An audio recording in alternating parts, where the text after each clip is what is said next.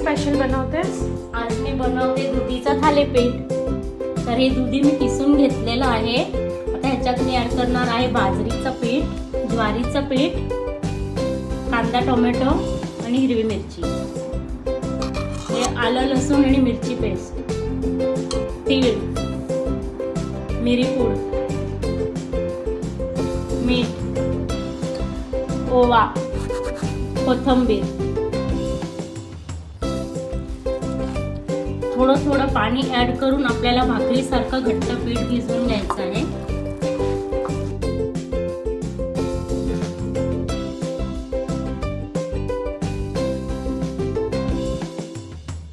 हे एक रुमाल असं ओला करून पोलपाटवर ठेवून त्याच्यावर हे आपण हलक्या हाताने गोल करून तव्यावर भाजायला ठेवायचे.